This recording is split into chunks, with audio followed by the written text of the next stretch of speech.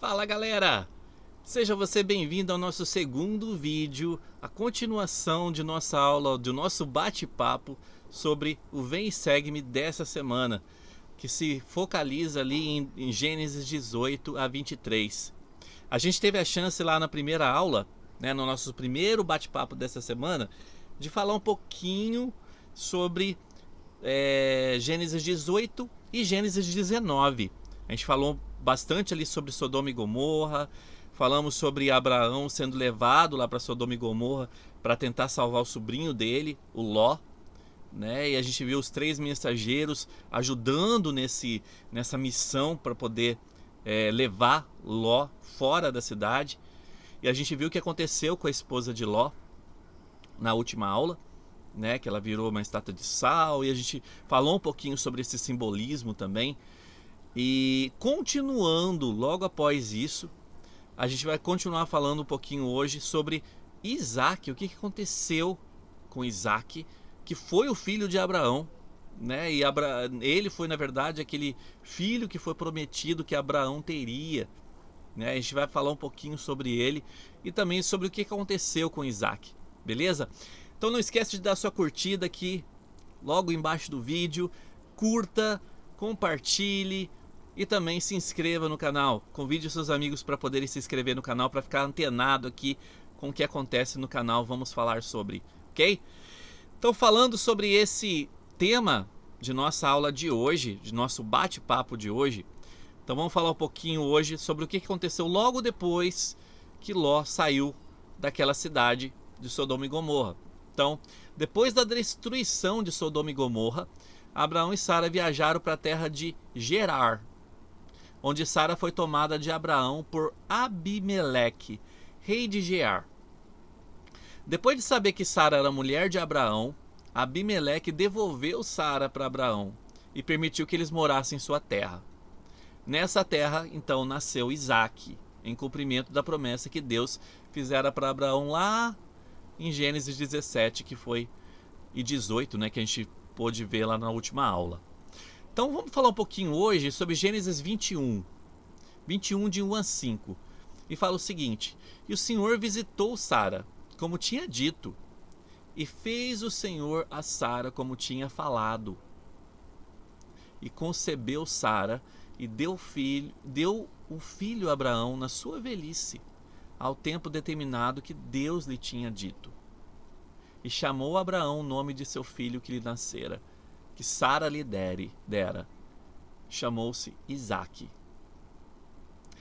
Como é que o fato de saber que Deus cumpre as suas promessas feitas aos fiéis pode influenciar a sua escolha no seu dia a dia? Para pensar um pouquinho nisso. Como é que saber, por exemplo, que o Senhor lhe cumpre as promessas dele pode influenciar em nossas escolhas pessoais? Comenta aí embaixo sobre isso. Precisamos lembrar desse princípio, dessa doutrina. Deus sempre cumpre as suas promessas. As promessas que ele faz aos fiéis dele, mas ele cumpre sempre de acordo com o tempo dele. O tempo dele não é o nosso tempo. Então, na verdade, a bênção que aconteceu com Sara de ter tido um filho, ela pode realmente ter passado pela cabeça dela: poxa, eu aqui quase com 90 anos vou poder ter um filho. Mas as coisas acontecem de acordo com o tempo do Senhor e não com o nosso tempo. Aí aconteceu uma coisa meio estranha logo depois, Sara viu o filho de Agar, Ismael, zombando de Isaque e perseguindo Isaque. Sara disse a Abraão então que expulsasse Agar e Ismael para o deserto, o que deixou Abraão muito triste realmente com aquela situação. Embora não conhecemos os detalhes, porque a gente não tem os detalhes do que aconteceu aqui, nós sabemos que a Sara era uma mulher extraordinária.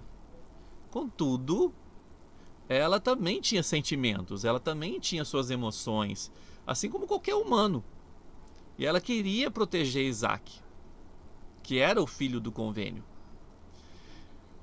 E aí o Senhor, pensando, né, sabendo que aquilo estava acontecendo e sabendo como que Sara realmente era, tão preciosa como ela era, lá no versículo 12 o Senhor falou o seguinte para Abraão: porém Deus disse a Abraão: não te pareça mal aos teus olhos acerca do moço e acerca de tua serva, ou seja, acerca de Ismael e acerca de Agar.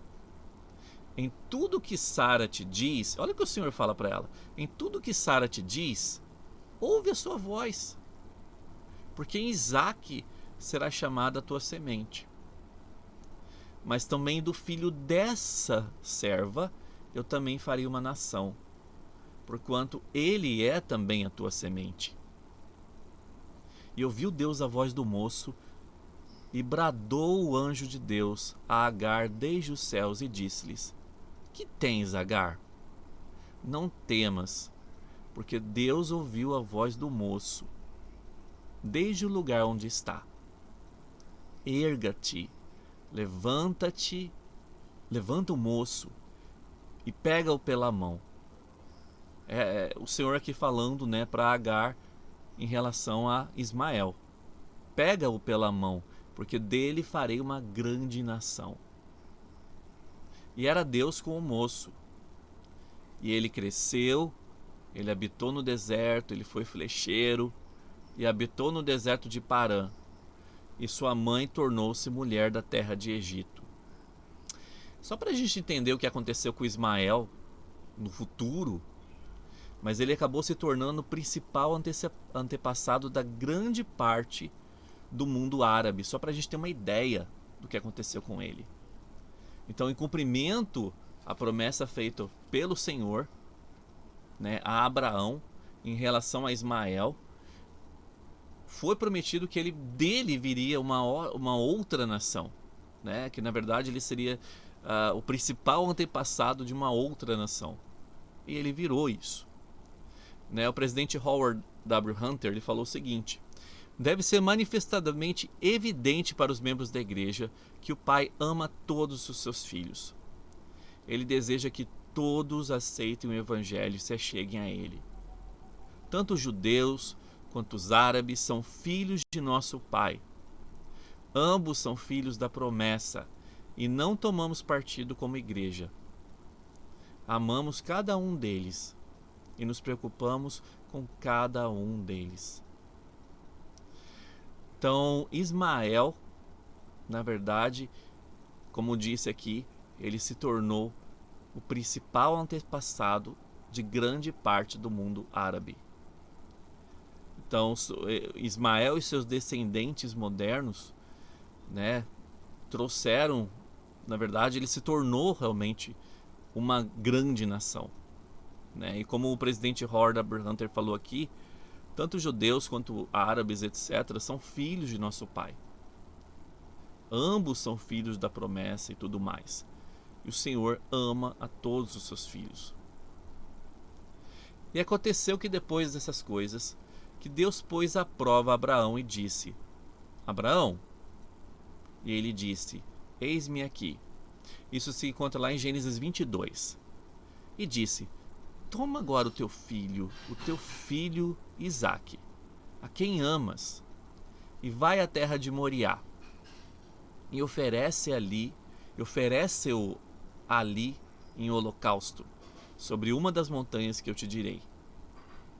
Então imagina, eu sei que você já deve conhecer essa história já há muito tempo, sobre o que aconteceu com Isaque.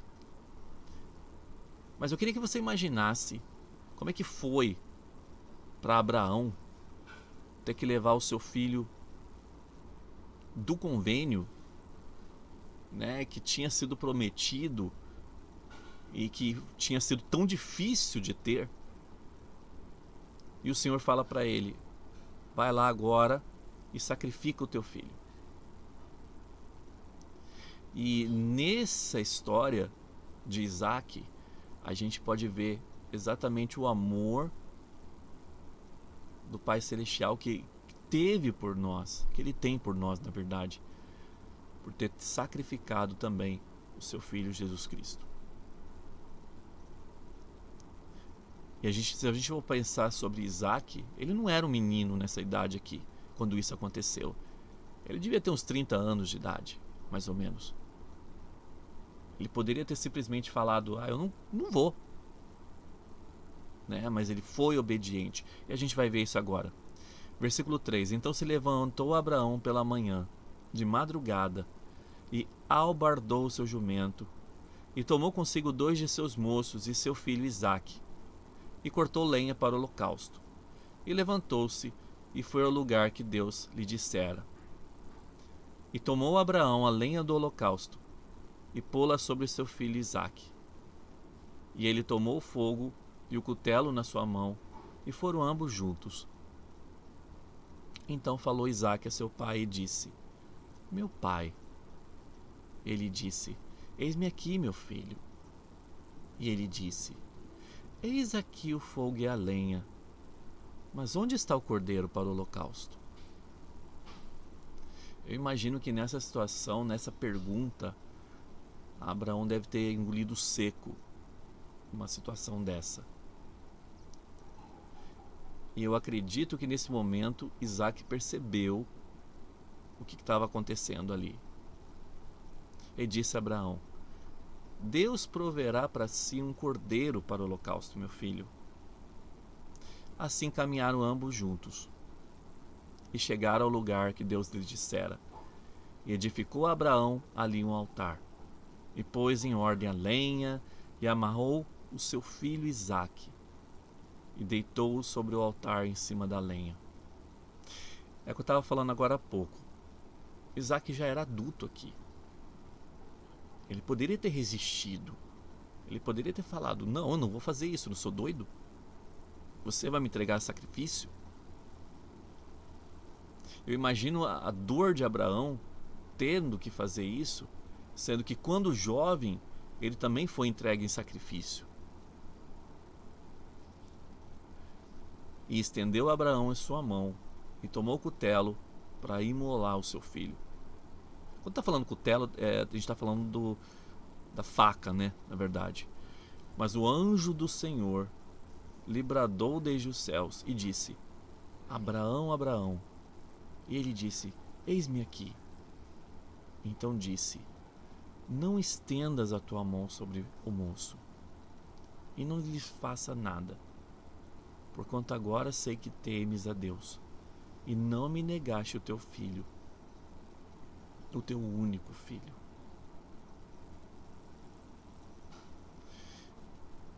Nessa história, a gente aprende muito sobre a questão de sacrifício pessoal. O que eu estou disposto a sacrificar pelo Senhor? Como é que vocês imaginam que Abraão e Isaque devem ter se sentido depois de receber essa mensagem do anjo do Senhor? Por meio de sua disposição de sacrificar Isaque, o que Abraão mostrou a respeito de seus sentimentos em relação a Deus? Pode comentar sobre isso, pode escrever aqui embaixo. O que Abraão mostrou a respeito dos seus sentimentos em relação a Deus, quando ele decidiu que ele iria sacrificar Isaque? O presidente Neil Maxwell, ele falou o seguinte: a submissão de nossa vontade é realmente a única coisa pessoal que podemos colocar no altar de Deus. As muitas outras coisas que nós damos, irmãos e irmãs, são na verdade as coisas que Ele nos deu ou simplesmente já nos emprestou. No entanto, quando finalmente nos submetermos, deixando nossos desejos individuais serem absorvidos pela vontade de Deus, estaremos então dando algo a Ele. Olha que interessante isso.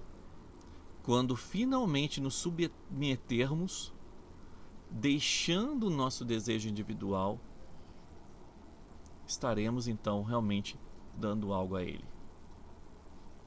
Versículo 16 a 18. E disse: Por mim mesmo jurei, diz o Senhor, porquanto fizeste essa ação e não negaste o teu filho, o teu único. E aqui o Senhor então deu uma bênção para Abraão. E a gente falou dessa bênção na aula de Pérola de Grande Valor dessa semana, quando eu falei um pouquinho sobre Abraão 2. E aqui fala o 17: que deveras te abençoarei, e grandissimamente multiplicarei a tua semente como as estrelas do céu, e como a areia que está na praia do mar, e tua semente possuirá a porta dos seus inimigos. E em tua semente serão benditas todas as nações da terra, porquanto obedeceste a minha voz. Muitas vezes o que nós precisamos fazer é somente colocar a nossa vontade individual no altar do Senhor. E as bênçãos podem acontecer. Elder Oaks falou o seguinte: ele falou do simbolismo desse sacrifício de Isaac. Essa história também mostra a bondade de Deus ao proteger Isaac e ao fornecer um substituto para que ele não tivesse que morrer. Devido a nossos pecados e a nossa mortalidade, tal como Isaac, nós também estamos condenados à morte. Quando toda a esperança se for, o nosso Pai então oferece o Cordeiro de Deus. Então somos salvos pelo seu sacrifício. A gente aprende algumas coisas aqui nessa história de Isaac relacionadas ao sacrifício de Jesus Cristo. O que nós aprendemos aqui? Eu separei algumas coisas, alguns tópicos do que nós podemos aprender relacionado ao sacrifício de Jesus Cristo, o sacrifício que o Pai Celestial fez, entregando o seu Filho unigênito para que fosse sacrificado por nós. E de que forma isso se relaciona com o sacrifício que Abraão estava fazendo de Isaac. Então Abraão certamente era um protótipo do pai. É interessante notar que seu nome, Abrão, significa pai exaltado. E que o nome Abrão quer dizer pai de uma grande multidão. Ambos são nomes pertinentes ao nosso Pai Celestial. Olha que interessante isso, né? Então, Abrão quer dizer pai de uma grande multidão. Então, ambos são nomes pertencentes ao Pai Celestial. Pai exaltado. Então, pai exaltado e pai de uma grande multidão. Isaac era a prefiguração do Filho de Deus. Um dos significados do seu nome é ele rejubilará. Rejubilará. Paulo chamou Isaac de filho unigênito ao referir-se a esse acontecimento. Porque ele era o unigênito de Abraão, né? Abraão não somente se dispôs a realizar o sacrifício à semelhança do sacrifício de Cristo, mas também fez na mesma área em que o pai entregaria seu filho para resgatar o mundo. Então, na verdade, o sacrifício de Isaac, ele iria acontecer exatamente no lugar onde, no futuro, seria o Getsemane, onde Jesus Cristo expiou, por nossos pecados, suou sangue por nossos pecados.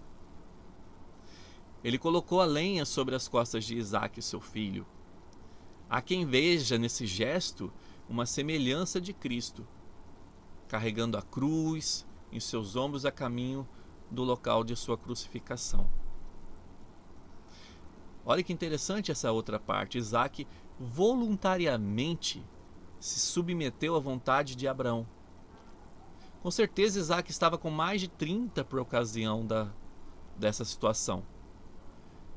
Então era mais ou menos também a idade que Cristo tinha. Que Cristo ele tinha 30 anos na época da crucificação. Estava ali em torno de 30 anos, 33 anos. Então eles tinham a mesma faixa de idade, 30, 31, 33. Isaac se propôs voluntariamente a fazer o que seu pai pretendia, tomando assim a atitude idêntica à atitude do Salvador. Para encerrar, eu gostaria de falar só de mais duas coisinhas aqui. Observemos que uma religião que não exige o sacrifício de todas as coisas jamais terá força suficiente para produzir a fé necessária para a vida e para a salvação. Isso foi falado isso foi falado em Regras de Fé em 1985. É por meio desse sacrifício, somente por meio dele, que Deus ordenou que os homens alcançassem a vida eterna. E é pelo sacrifício de todas as coisas terrenas que os homens verdadeiramente sabem que estão fazendo as coisas que agradam a Deus. O professor Truman Madison, da Universidade de Brigham Young, ele escreveu sobre uma ocasião em que esteve com o presidente Hugh Brown, da primeira presidência, e perto ali do sepulcro de Abraão. E ele perguntou ao presidente Brown: por que foi ordenado a Abraão que fosse ao Monte Moriá e oferecesse sacrifício à sua única esperança de posteridade? Exatamente, né? Isaac era a única esperança de posteridade para Abraão, que teria uma grande semente. Era bem evidente que aquele homem com quase 90 anos de idade já havia pensado, orado e chorado a respeito daquela pergunta. Por fim ele disse: Abraão precisava aprender algo a respeito de si mesmo.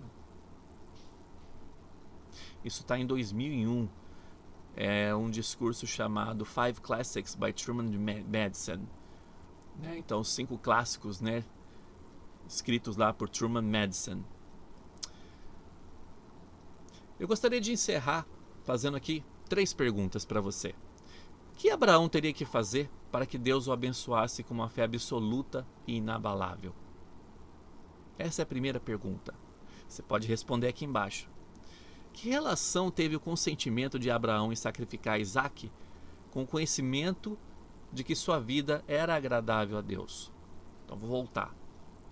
Qual é a relação entre o consentimento de Abraão de sacrificar Isaac com o conhecimento de que sua vida, a vida de Abraão, era agradável ao Senhor?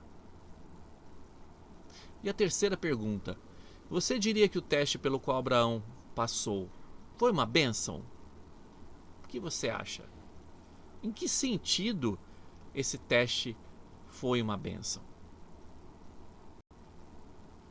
George K. Cannon, ele falou o seguinte: por que o Senhor exigiu tais coisas de Abraão? Porque conhecendo qual seria o seu futuro e que ele se tornaria o pai de uma numerosa posteridade, o Senhor se dispôs a testar sua fé. Deus não agiu assim para satisfazer um capricho seu, pois ele tinha presciência da atitude que Abraão tomaria. O objetivo principal de tal mandamento foi de ensinar aquele líder uma grande lição e capacitá-lo a alcançar um conhecimento que não poderia obter de uma outra forma. É por essa razão que Deus prova a cada um de nós. Isso não acontece para que Ele tenha conhecimento de nossa reação, pois Ele conhece todo mundo. Ele conhece todas as coisas desde o princípio. Ele sabe tudo sobre sua vida. Ele sabe de antemão todas as atitudes que você irá tomar. Porém, Ele nos testa para o nosso próprio bem, para que possamos conhecer a nós mesmos. Pois é muito importante que o homem conheça a si mesmo. Ele requereu de Abraão que se submetesse a um teste rigoroso, porque pretendia conceder-lhe glória, exaltação e grandes honras. Desejava com isso fazer dele um rei, um sacerdote, para que pudesse compartilhar com ele a glória, o poder, o domínio de tudo que ele exercia. Isso está num pedaço do discurso do George K. Cannon, chamado, na verdade é um livro, né, que é chamado de Gospel Truth, volume 1, a página é 113. Irmãos, eu amei poder falar dessa aula com você hoje. Amei poder comentar um pouquinho sobre a importância do sacrifício. Quando sacrificamos nossos desejos individuais e colocamos nossos desejos individuais na frente do Senhor, ali, perante o Senhor, nós estamos realmente sacrificando aquilo que Ele quer que nós possamos sacrificar. E esse sacrifício, com certeza, vai valer muito a pena. Eu espero que com essa aula você possa ter aprendido um pouquinho mais a respeito de Abraão, a respeito de sacrifício, a respeito da história de Isaac com Abraão. E por que isso tudo foi importante? Por que isso teve que acontecer? Espero que as perguntas que foram feitas aqui possam fazer efeito na tua vida e que possam te dar algum apoio para que você possa conhecer um pouquinho mais sobre o que o Senhor espera de você. Eu deixo esse bate-papo e eu espero que possa fazer total sentido para você. E até a próxima, ok? Não esquece de dar sua curtida e também de compartilhar aí com seus amigos, ok? Um grande abraço e até mais. Tchau, tchau.